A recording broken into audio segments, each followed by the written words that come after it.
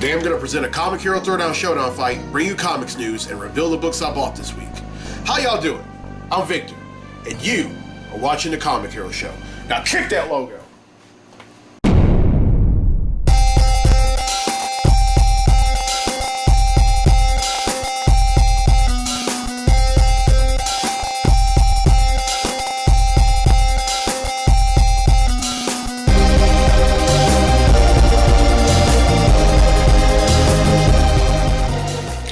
Welcome to this edition of the Comic Hero Show. I'm your host, Victor Nolly, and I am the Comic Hero.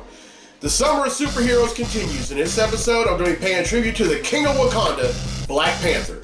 Now, Black Panther was created by Stan Lee and Jack Kirby and made his debut in an issue of the Fantastic Four back in 1966. And this is a Black Panther comic hero tee. And if you see the Panther totem on the sleeves and to go along with it, it's Black Panther hat. Now, there was a vote between this one and the Guardians of the Galaxy tee. This one got more votes, but don't worry. For those of y'all that have voted for the Guardians of the Galaxy comic hero tee, I'm still going to wear that one. I'm going to wear that one on the next episode, which is episode 262. Alright. Now, I'm not going to give away a free t-shirt on this episode. However, I will let you know what the free tee question of the week is, so you'll have time to answer and be entered in the drawing for a free tee. In which book did Deadpool make his first appearance? Now I'm looking for the book and the issue number. Not just the name of the book, but the issue number 2. Everyone who answers correctly will be entered in the drawing for a free tee on episode 262 of the Comic Hero Show.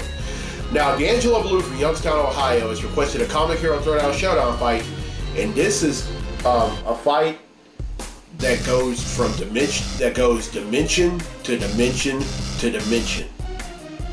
Representing DC, we have Mitzelplick. And representing Marvel, we have Powerhouse. These two are going to duke it out in a segment I like to call The Comic Hero Throwdown Showdown.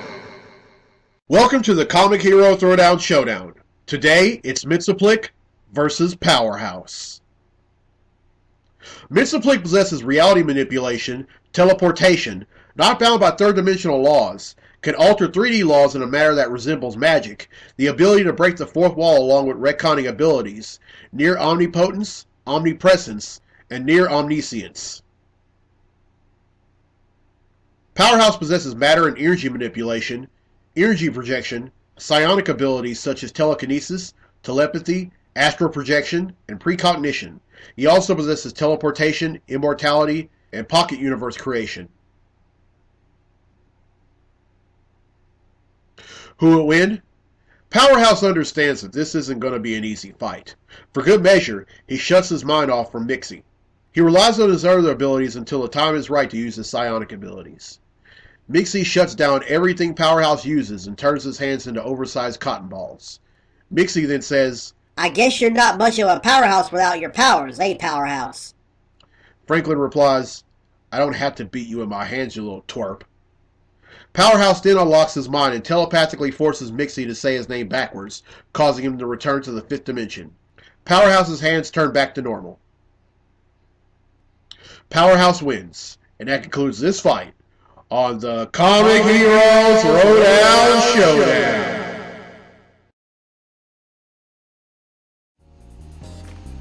Alright, well, I hope you enjoyed that fight, and I'll have another fight for episode 263. Now it's time for Comically Speaking, so without further ado, let's talk comics!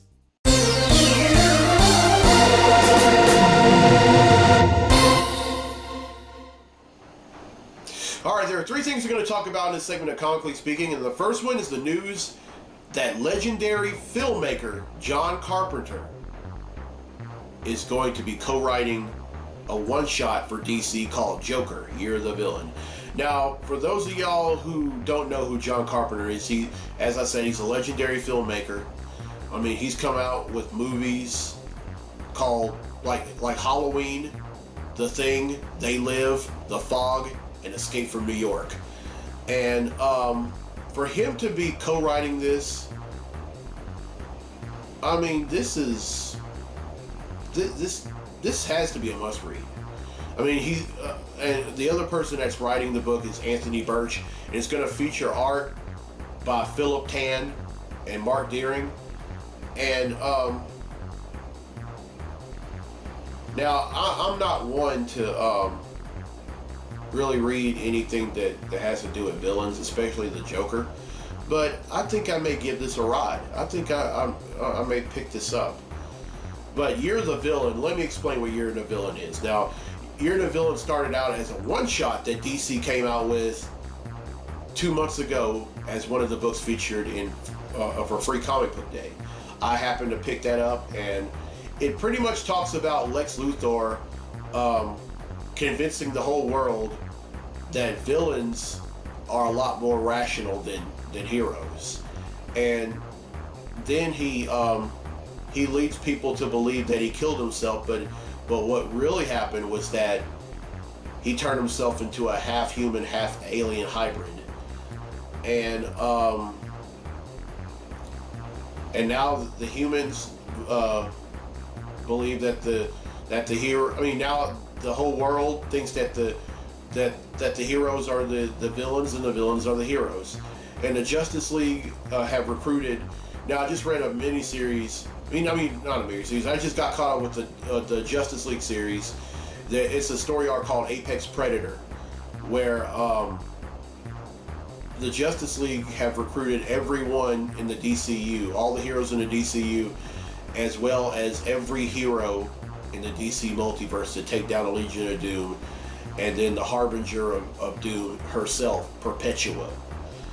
And I'm really looking forward to what's to come with the Year of the Villain. And DC has, ever since Rebirth, they have done nothing but deliver, and I can't wait to read a lot of the Year of the Villain tie-ins, and I'm sorry, but I'm all in for Joker Year of the Villain. All in. All right, now the second thing, it has been said. Now I reported that there's going to be an Ironheart movie, and that Robert Downey Jr. wants Ironheart to replace him in the MCU. Well, there's also a possibility that we might not have seen the last of Robert Downey Jr. as Tony Stark. Now when Riri Williams started taking on the mantle of Ironheart, she did so with an AI of Tony Stark. Now I'm saying that to say this: we probably haven't seen the last of him. RDJ may end up playing Tony Stark once again, but as an AI. Let's hope so. I mean, I honestly hope so. I mean, it happened in the comics, and RDJ wants her to take his place to take Iron Man's place in the MCU. So, hope this happens. All right, the last thing. Now, the Defenders, along with Daredevil and Marvel's Luke Cage, were all canceled by Netflix. Now, Disney Plus, the forthcoming streaming service that's going to air a whole bunch of Marvel TV shows that, and a majority of them are spinning off from Avengers Endgame, were trying their hardest to pick up these shows, but were unsuccessful. Well, I have good news. All the Defenders are going to appear in the MCU. So, just when you thought it was over, it's only the beginning. And I really love this move because a lot of us have really fallen in love with these characters, like Luke Cage, Jessica Jones, Iron Fist, Daredevil. I mean, I think it's huge, and I can't wait to see them in the MCU. All right, that's it for Comically Speaking. Now it's time to get to the comics I bought this week. Comic books I bought this week.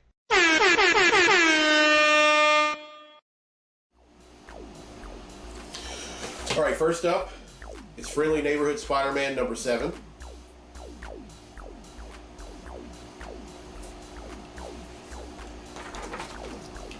Friendly Neighborhood Spider-Man number 8.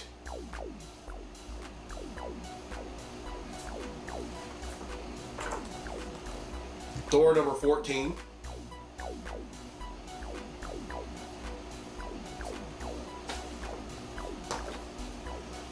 The Flash number 73.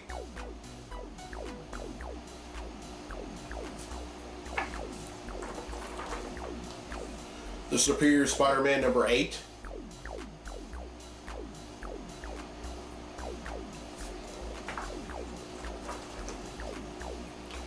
Fantastic Four number 11.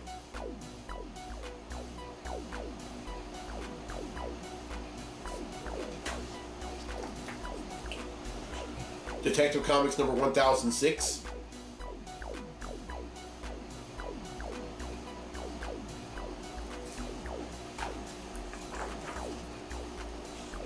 Avengers number 20.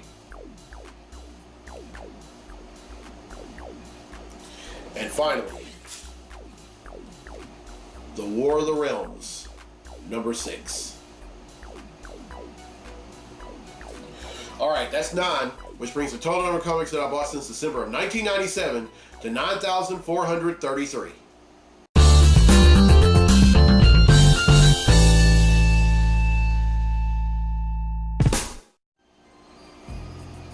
Alright, well, I hope you enjoyed this episode, and I hope you're enjoying the Summer of Superheroes.